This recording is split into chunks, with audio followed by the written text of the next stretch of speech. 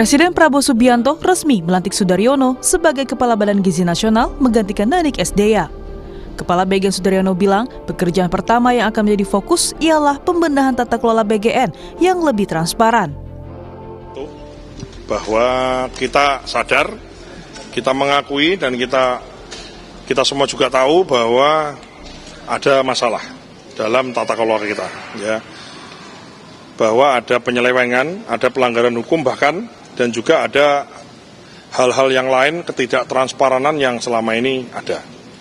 Maka ini harus menjadi perhatian bagi saya, khususnya sebagai kepala baru, untuk supaya bagaimana ini kita bisa kita selesaikan. Dan kita yakin bahwa program ini baik dan bisa tata kelolanya kemudian kita perbaiki. Yang tadinya gelap harus jadi terang. Yang tadinya mungkin nggak transparan harus transparan. Yang tadinya mungkin manual tergantung sama person-person orang-orang tidak boleh lagi tergantung sama person-person, harus bisa by system, trust in system gitu. Saya mengatakan. Kalau tadinya mungkin semua sesuai arahan si ini, arahan si itu nggak ada. Kita sesuai dengan juklak-juknis aturan dan sistem yang kita bangun. Kita mengarah ke sana. Sementara Badan Gizi Nasional akan mengurangi anggaran untuk kebutuhan program makan bergizi gratis. Di tahun ini, BGN mengklaim sudah ada efisiensi anggaran dari Rp268 triliun menjadi sekitar Rp229 triliun. BGN memastikan pengurangan anggaran ini akan selaras dengan perbaikan tata kelola. 2026 ini kan kita juga sudah ada efisiensi efisiensi anggaran dari 268 triliun itu menjadi 229. Sementara, tapi kan kita sebelum dilakukan penyisiran ulang dari tadi refocusing penerima manfaat dan juga perubahan tata kelola Ibu ya. Bahwa kami diberi waktu lagi oleh Bapak Presiden untuk mempertajam lagi tata kelolanya. Diberi waktu sebulan. Jadi nanti dengan hasil penyisiran lagi dari 62,7 itu saya yakin sebenarnya itu nanti akan otomatis mengikuti. Bahwa angkanya sekarang sih sebenarnya sudah ada gambarannya, kita akan turun dari itulah. Dengan dilantiknya Kepala Badan Gizi Nasional baru, anggota MBG Watch Media Wahyudi Askar menyoroti krisis kelembagaan di BGN. Pasalnya, Kepala BGN kini Sudaryono merupakan anggota Partai Gerindra, di mana Gerindra memiliki jumlah SPPG terbanyak dalam program MBG. Maka pertanyaan saya, apakah bisa pemimpin yang baru ini merubah kelembagaannya? Dan ini jadi pertanyaan besar oleh publik ya, sebab kalau bicara soal kredibilitas ya, mungkin saja Pak Sudaryono punya kemampuan itu, tetapi kalau kita boleh fair soal merit system dan juga penyelesaian konflik kepentingan, Pak Sudaryono juga kan terafiliasi dengan Partai Gerindra ya. Dan kita tahu Gerindra berdasarkan data ICW memiliki SPPG paling banyak dibandingkan partai politik lainnya. Jadi memang masih sulit bagi kami ya, masyarakat sipil untuk betul-betul percaya bahwa tata kelola MBG ini bisa lebih baik ke depan meskipun dengan sudah mengganti pimpinan lembaganya. Publik pun berharap dengan Kepala Badan Gizi Nasional yang baru tak hanya tata kelola makan bergizi gratis yang benar dan transparan, melainkan tepat sasaran penerima program MBG. Tim Liputan, Kompas TV.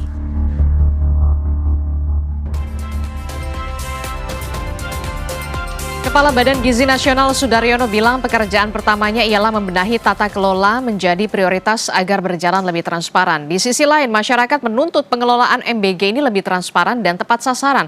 Lalu apa saja PR dari Kepala BGN yang baru dan dapatkah program MBG tepat sasaran menyediakan gizi bagi anak-anak Indonesia? Kita akan bahas bersama dengan Deputi 3 Badan Komunikasi Pemerintah Kurnia Ramadana dan juga ada anggota MBG Watch Emi Astuti. Selamat pagi, Assalamualaikum Mas Dana dan juga Mbak Emi. Selamat pagi. Waalaikumsalam Mbak Disti, ya. Mbak Emi. Saya ingin ke Mas Dana dulu. Mas Dana, kalau kita lihat hari ini 23 Juli, begitu ya, kita lihat hari ini Hari Anak Nasional. Tentu sepaham dengan apa yang diharapkan oleh Presiden Prabowo Subianto agar anak-anak ini bisa mendapatkan gizi yang baik supaya ada lahir SDM unggul untuk mewujudkan Indonesia Emas di 2045. Nah, kalau kita lihat kemarin Kepala BGN sudah resmi dilantik, Pak Sudaryono begitu ya. Nah, konkretnya tadi diakui oleh Kepala BGN yang baru bahwa memang ada permasalahan di BGN, bahkan juga mengakui ada pelanggaran hukum di sana. Nah, inovasi apa yang kemudian bisa dilakukan oleh BGN di bawah kepemimpinan Sudaryono? Tentu kita menanti apa inovasi baru yang akan dilakukan oleh BGN ke depannya. Iya, benar sekali Mbak Adisti bahwa kemarin Kepala BGN yang baru juga mengiyakan atau mengamini apa yang selama ini dikritik oleh masyarakat, bahwa ada sejumlah permasalahan berkenaan dengan tata kelola internal lembaga dan tata kelola program makan bergizi gratis tersebut. Dan sebenarnya sudah terkonfirmasi ketika Presiden melakukan evaluasi beberapa bulan yang lalu dengan merombak jajaran atau struktur pimpinan di BGN dan beberapa jam kemudian ada penegakan hukum di sana. Sudah ada sejumlah orang ditetapkan sebagai tersangka. Maka dari itu, Mbak Adisti, BGN sebenarnya saat ada pergantian dari Pak Dadan ke Bu Nani sudah dicanangkan dan sedang dijalankan perbaikan tata kelola tersebut, satu lembaga, 2 program MBG, dan akan dilanjutkan oleh Kepala BGN yang baru, yaitu Pak Sudaryono. Apa contohnya Mbak Adisti? Yang pertama, ada pengecekan ulang terhadap penerima manfaat. Ini kan sebenarnya sesuatu hal yang selama ini banyak disuarakan oleh masyarakat. Apakah siswa-siswa yang selama ini diberikan MBG sudah tepat sasaran atau belum? Maka dari itu hari ini sedang dilakukan pengecekan. Itu yang pertama. Kemudian yang kedua terkait dengan SPPG atau dapur MBG. Apa yang ingin dilihat? Yang pertama tentu aspek kepatuhan peraturan perundang-undangan. Apakah SPPG ini berdiri sudah sejalan atau tidak dengan Juknis atau dengan aturan-aturan lainnya. Tentu kalau tidak, maka ada tindakan administratif yang dapat dijatuhkan oleh BGN.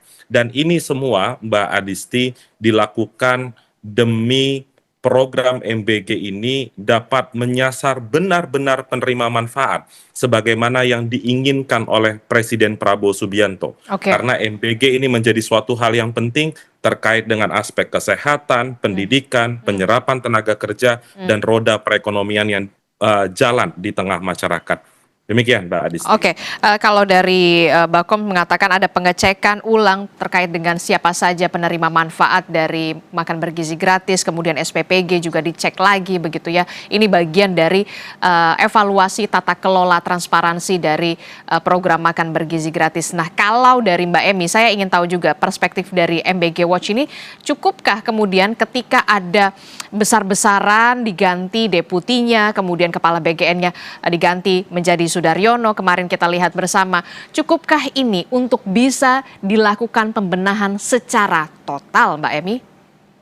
Ya, kalau koalisi MBG Watch menilai pengangkatan Bapak Sudaryono sebagai Kepala Badan Gizi Nasional ini tidak akan menyelesaikan krisis mendasar yang selama ini membelit dalam program makanan bergizi gratis ini. Jadi pergantian ini tidak akan merubah apapun karena hanya mengganti pemain utama aja, Mbak. Jadi pemeran utamanya ini berganti tetapi panggungnya ini tetap sama dan fondasi yang menopang itu tetap rapuh.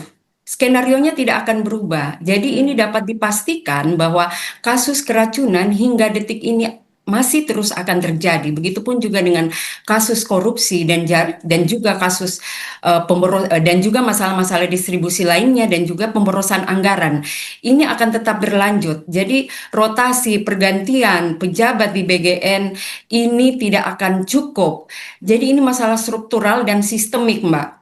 Selama rekrutmen ya pejabat di BGN ini tidak berbasis pada kebutuhan profesionalitas, kompetensi, rekam jejak dan juga integritas, ini masalahnya akan tetap sama dan kita ketahui bahwa Bapak Sudaryono ini terafiliasi dengan Partai Gerindra dan juga masih menjabat sebagai Wamen Pertanian kan, tetapi katanya akan diganti gitu ya. Tetapi beliau juga ini masih menjabat sebagai Komisaris Utama PT Pupuk Indonesia. Jadi ini semakin memperkuat persepsi publik gitu ya, bahwa memang selama ini dalam pengelolaan program makanan bergizi gratis ini tidak jauh dari konflik kepentingan dan publik akan semakin menilai ini program ini berpotensi dijadikan alat atau kepentingan politik.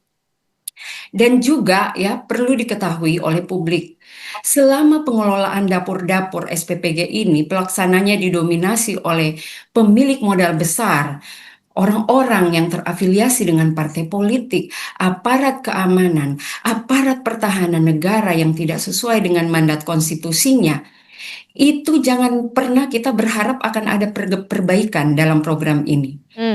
Dan juga yang paling kita soroti ya, tolong dicatat, selama sekolah-sekolah, kantin sekolah, orang tua, siswa, murid ya, ibu-ibu yang selama ini menjaga pertahanan gizi anak berada di garda terdepan dalam pertahanan gizi anak, kader Posyandu yang berpuluh-puluh tahun sudah mengabdikan diri dalam menjaga gizi anak, mereka yang paling mengetahui Apa kebutuhan? berapa berat tinggi badan anak, berapa ukuran lingkar kepala, lingkar lengan anak di tingkat desa, itu hanya jadi penonton ya, tidak menjadi pelaku utama. Saya pikir masalahnya akan tetap sama, Mbak. Tidak akan banyak berubah. Jadi saya pikir ini menjadi catatan ya terhadap BGN itu sendiri. Bagaimana sebenarnya sistem tata kelola yang mau dibangun, sementara orang-orang yang seharusnya menjadi pelaku utama itu tidak dilibatkan, hanya menjadi penonton dari pinggir panggung. Itu padahal ini modal sosial bangsa.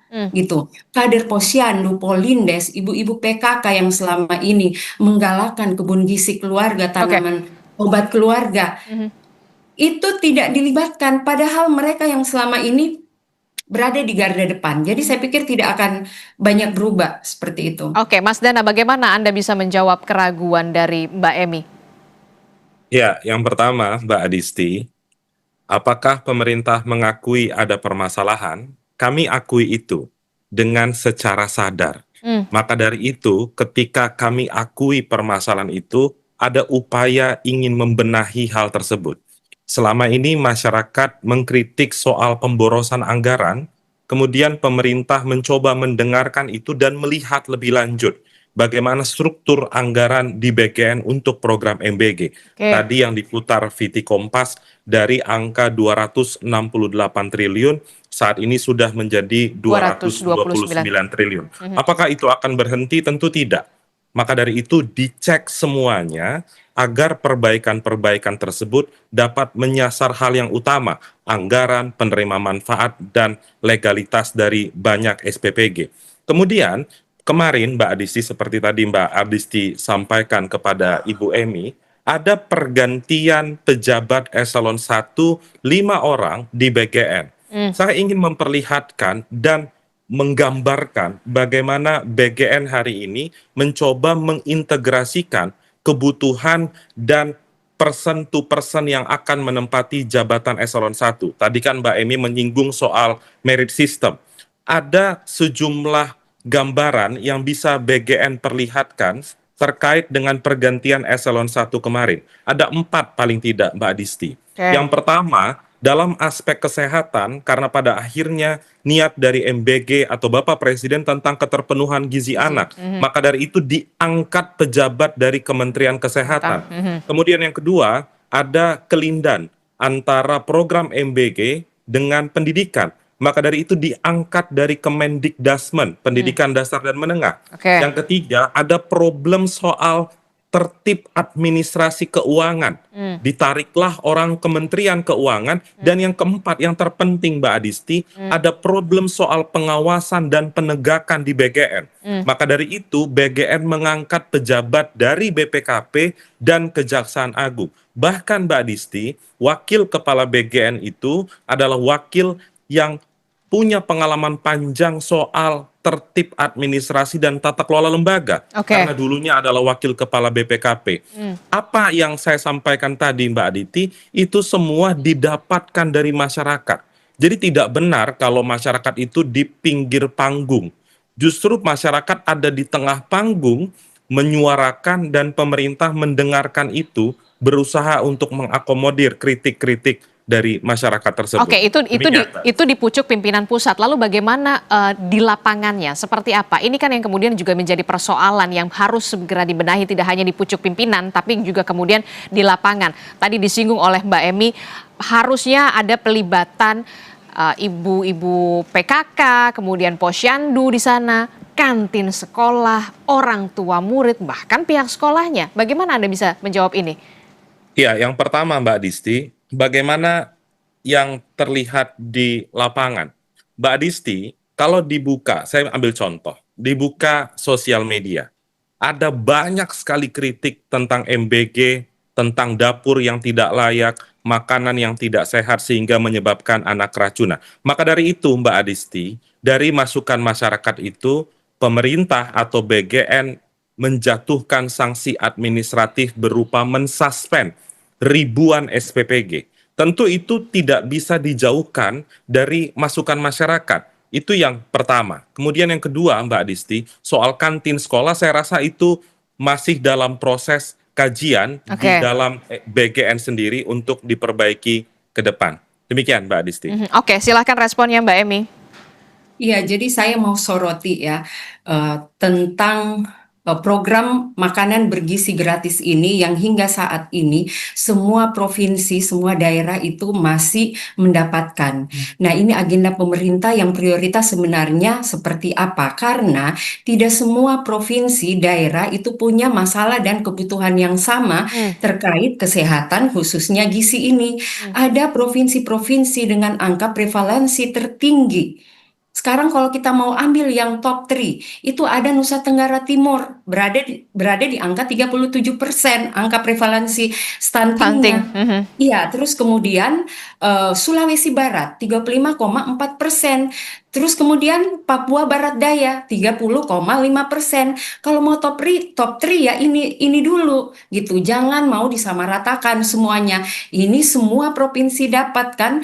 Nah, padahal ada provinsi-provinsi itu yang sudah menuju zero angka stuntingnya, seperti itu Mbak.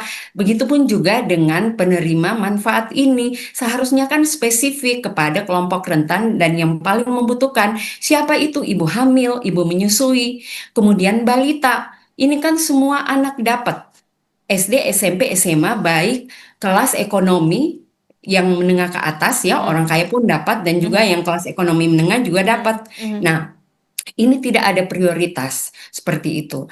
Nah, ini yang menjadi masalah, Mbak. Dan tadi dikatakan bahwa sedang membangun sistem transparansi dan akuntabilitas. Saya mau tanya, apakah agenda BGN ini itu udah menyiapkan procurement pengadaan barang dan jasa berbasis digital? Apakah sudah ada SOP yang dibangun, ya, SOP anti korupsi, SOP konflik of interest, kemudian SOP penanganan kasus keracunan, SOP quality control, SOP keamanan pangan. Itu apa sejauh mana BGN sudah menyiapkan SOP ini? Ini kan nggak jelas seperti apa sistem transparansi yang ingin dibangun. Tadi yang diceritakan ini lebih banyak terkait dengan pergantian rotasi, maksudnya pejabat A, pejabat B dari kementerian A, kementerian B, seperti itu. Nah, tetapi hal mendasar yang substansial itu belum dilihat. Nah, saya ingin mendengar upaya apa yang dilakukan atau agenda yang akan dilakukan oleh Pak Sudaryono sebagai kepala BGN yang baru dalam menciptakan sistem yang transparan ini. Ini yang jadi pertanyaan, apakah tadi yang SOP yang saya katakan itu udah ada, udah tersedia seperti itu? Oke. Nggak usah jauh-jauh. SOP penanganan kasus keracunan. Di mana negara ketika mereka menjadi korban keracunan, begitu saja ditinggalkan, tidak ada permintaan maaf, tidak ada kompensasi atau apapun itu gitu. Oke, silakan dijawab Mas Dana. Iya, yang pertama, kenapa tadi saya cerita tentang rotasi, pergantian, dan lain-lain, sebenarnya kan menanggapi apa yang Mbak Emi sampaikan. Mbak Emi kan tadi mengutarakan tentang merit system. Maka dari itu saya jelaskan aspek merit system tadi. Kemudian Mbak Adisti dan Bu Emi, yang pertama tadi soal tidak melibatkan banyak pihak, justru misalnya data anak-anak itu diambil oleh kader Posyandu. Itu kan sebenarnya juga melibatkan stakeholder terkait. Lalu tentang digitalisasi misalnya, soal digitalisasi sudah dilakukan oleh BGN. Namun apakah sudah maksimal? Belum. Dan itu saat ini sedang ditingkatkan karena ada alasan geografis, kejangkauan sinyal, dan lain-lain. Jadi sebenarnya perbaikan-perbaikan itu sedang dilakukan oleh BGN. Selain itu, Mbak Adisti, beberapa waktu lalu juga BGN sudah menyambangi Komisi Pemberantasan Korupsi. Karena KPK juga melaunching kajiannya berkenaan dengan MBG. Sehingga dengan harapan atau dengan permasalahan korupsi kemarin, harapannya aspek integritas itu dapat ditekankan dalam banyak kebijakan di BGN. Misalnya Mbak Adisti, tadi yang Mbak Emi sampaikan soal pengadaan, ya itu memang diakui, justru itu yang menjadi problem hukum kemarin di Kejaksaan Agung. Ada markup yang luar biasa besar yang diungkap oleh Kejaksaan Agung dan aspek konflik kepentingan. Dua hal itu sedang berusaha dibenahi. Untuk konflik kepentingan, beberapa waktu lalu ada pernyataan dari Wakil Kepala BGN yang melarang setiap unsur Badan Gizi Nasional memiliki SPPG. Itu kan menekankan ketentuan tentang anti konflik kepentingan. Paling tidak hal itu untuk memitigasi tidak ada konflik kepentingan kepemilikan dapur dengan pejabat-pejabat yang mengambil kebijakan di Badan Gizi Nasional. Demikian Mbak Adisti. Oke, termasuk juga soal skala prioritas, begitu tadi juga sudah disinggung oleh Mbak Emi soal skala prioritas yang daerah-daerah dengan tingkat stunting tinggi, NTT, Sulawesi Barat, Papua Barat Daya, ini yang kemudian harus diprioritaskan dibandingkan dengan wilayah-wilayah lain yang kita lihat sudah dalam tanda kutip ya, ada beberapa sekolah yang sebenarnya tidak perlu lagi untuk menerima MBG. Setuju Mbak Adisti, itu yang tadi di bagian awal diskusi kita saya sampaikan. Sedang ada pengecekan ulang terhadap penerima manfaat. Apakah penerima manfaat selama ini sudah tepat atau tidak? Misalnya untuk skala perekonomian. Apakah yang menerima itu benar-benar membutuhkan dari sisi ekonomi atau sebenarnya mereka sudah cukup dengan ekonominya sehingga tidak membutuhkan MBG? Tentu di sana ada aspek efisiensi anggaran dan itu saat ini sedang dilakukan, Mbak Adisti. Oke, termasuk juga yang saat ini sedang di dalam tanda kutip ya dibenahi lagi adalah soal SOP pengadaan, soal digitalisasi juga di sana, begitu ya. Jangan sampai celah-celah korupsi ini masih menjadi momok dan ini harus dijawab keraguan publik, Mas Dana. Bagaimana respon Anda, Mbak Emi? Kalau dari saya minta skala prioritas 3, skala prioritas untuk evaluasi tata kelola MBG, kalau dari MBG Watch sendiri seperti apa 3 poin kritisnya? Jadi begini Mbak, saya juga sebelumnya kan pernah diundang di Sapa Pagi kan. Di situ saya mengungkapkan sikap koalisi MBG Watch ketika itu. Jadi ketika itu kami masih di tahap posisi moratorium, kemudian evaluasi dan audit total program MBG ini. Tetapi dalam rentan waktu pasca itu sekitar sebulan lalu ya, memang pemerintah melakukan evaluasi, tetapi itu tidak dipublis secara terbuka temuan dari hasil evaluasi itu. Yang dipublis itu hanya bahwa mengatakan ini akan mengadakan perbaikan tata kelola, akan mengadakan perbaikan yang lain-lain seperti itu, tetapi temuannya ini itu tidak diketahui masalah-masalahnya seperti apa, sehingga kami di koalisi MBG Watch pada tahap saat ini itu sudah menegaskan sikap kami bahwa tolong hentikan program MBG ini, stop program ini, kemudian bubarkan SPPG dan BGN karena ini sama sekali tidak memberi dampak positif bagi masyarakat, khususnya kelompok masyarakat miskin dan yang membutuhkan. Kemudian kami juga saat ini ya mendorong supaya aparat penegak hukum ini berani membongkar dan mengusut tuntas kasus dugaan korupsi dalam program MBG ini hingga ke level presiden, serta hukum maksimal seluruh pelakunya tanpa pandang bulu.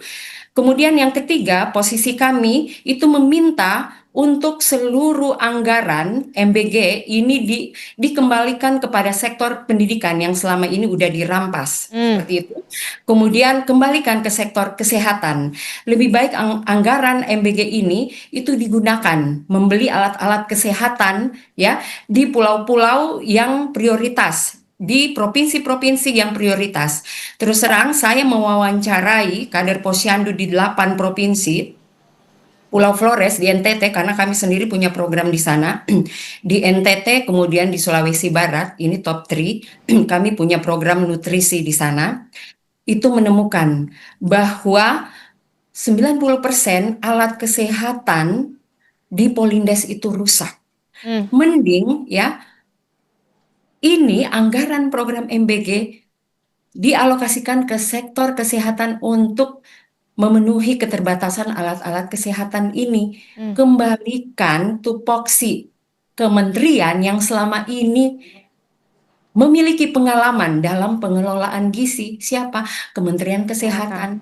Karena mereka lah yang selama ini berpuluh-puluh tahun memiliki pengalaman di sana gitu. Perangkatnya pun lengkap. Kader Posyandunya udah puluhan tahun berpengalaman. Polindesnya lengkap. Tapi saat ini kondisinya ya, khususnya di daerah-daerah yang angka prevalensi stuntingnya tertinggi, itu kesulitan di alat kesehatan.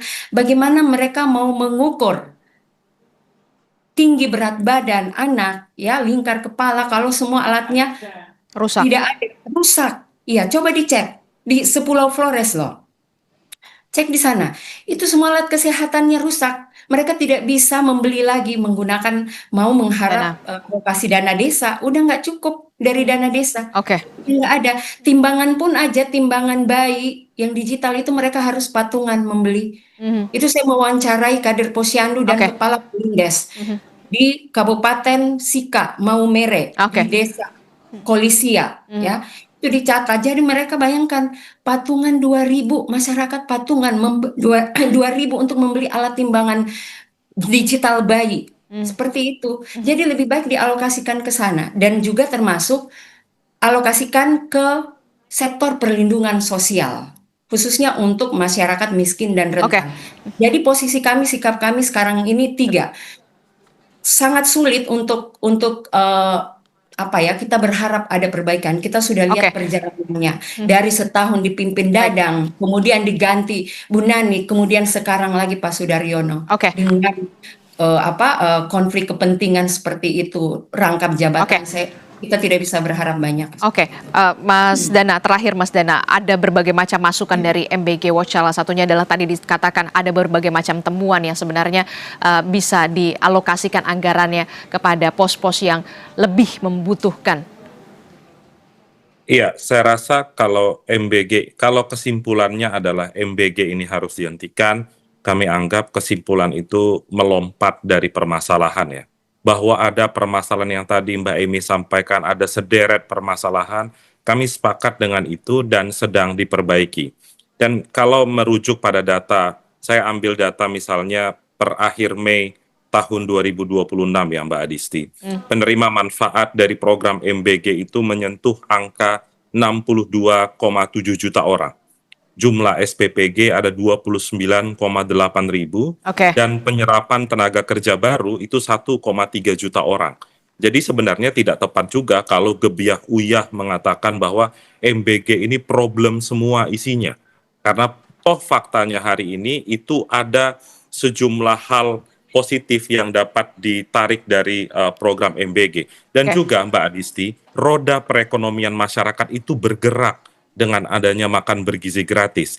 Bagaimana petani, peternak itu kesejahteraannya naik karena ada MBG setiap hari sekolah.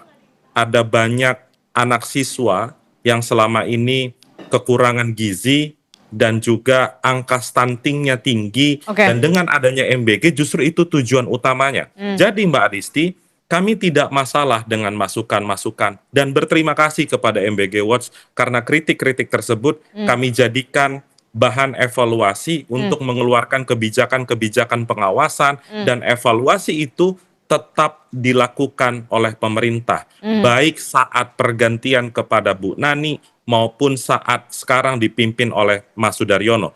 Saya rasa terlalu dini juga, Mbak Adisti, belum ada 24 jam Mas Sudaryono memimpin Badan Gizi Nasional langsung dicap tidak capable memimpin lembaga tersebut. Itu logik sederhana saja, Mbak Adisti. Oke, kita sedikit Mbak. Singkat saja Mbak Emi, kita ada durasi ya, terbatas. Bagaimana kita mau mengukur keberhasilan program ini tanpa bukti evidence, ya bukti ilmiah? Itu yang menjadi pertanyaan. Apakah keberhasilan pengelolaan program MBG ini hanya mau diukur dari berapa jumlah penerima manfaatnya? Sekarang saya mau bertanya, perubahan apa, dampak apa yang bisa mengukur adanya perubahan status gizi pada anak? Gitu loh. Padahal ada alat ukurnya. Misalnya kita mau menggunakan food diary. Food diary ini menghitung setiap hari apa yang dimakan anak-anak dan apa yang diminum. Misalnya mau dalam 1 minggu atau 1 bulan. Itu kemudian dianalisis. Ada juga alat lain, antropometri. Apakah BPN sudah menggunakan itu atau diet diversity score? Alat apa yang digunakan untuk mengukur perubahan status gizi itu? Kalau itu ada bukti ilmiahnya dan kita klaim itu sudah berhasil, itu boleh. Tetapi kalau hanya mengukur dari jumlah penerima manfaat, tetapi tidak kembali kita pertanyakan apakah mereka memberi manfaat, apakah itu merubah status gizi mereka, ini tidak bisa kita menilai dari. Saya boleh ya Mbak Adisti lebih singkat saja karena kita terbatas durasi 1 menit, Mas Dana. Mengukur stunting itu tidak bisa hanya dalam kurun waktu 1 sampai 3 bulan. Itu butuh tahunan. Maka dari itu ketika ada data stunting nanti yang dibuka, itu menjadi tolak ukur utama dari program MBG. Itu pertama. Kemudian yang kedua, saya tidak tahu apakah Bu Emi pernah membaca riset yang dikeluarkan oleh BRIN dan juga Dewan Ekonomi Nasional tentang multiplier efek yang memang faktual ada karena program MBG ini. Dan juga ada temuan dari Bappenas bahwa sebagian besar siswa yang masuk ke sekolah itu berada dalam kondisi yang lapar. Itu ada riset-risetnya. Jadi tadi saya sampaikan soal puluhan juta penerima manfaat itu ingin menggambarkan transparansi dari kerja-kerja pemerintah untuk BGN. Jadi bukan untuk membangga-banggakan, akan tetapi ada sejumlah temuan akademik yang bisa mengonfirmasi bahwa MBG ini adalah program yang benar dan baik bagi anak, perekonomian, dan penyerapan tenaga kerja. Oke. Kita harus akhiri diskusi ini karena memang diskusi ini terbatas dengan durasi. Nanti di program selanjutnya dan juga program berikutnya kita harapkan akan ada diskusi lagi yang lebih menarik lainnya. Terima kasih Deputi 3 Badan Komunikasi Pemerintah Kurnia Ramadana dan juga anggota MBG Watch Mbak Emi Astuti telah bergabung bersama kami. Sehat selalu. Assalamualaikum. Selamat pagi. Waalaikumsalam.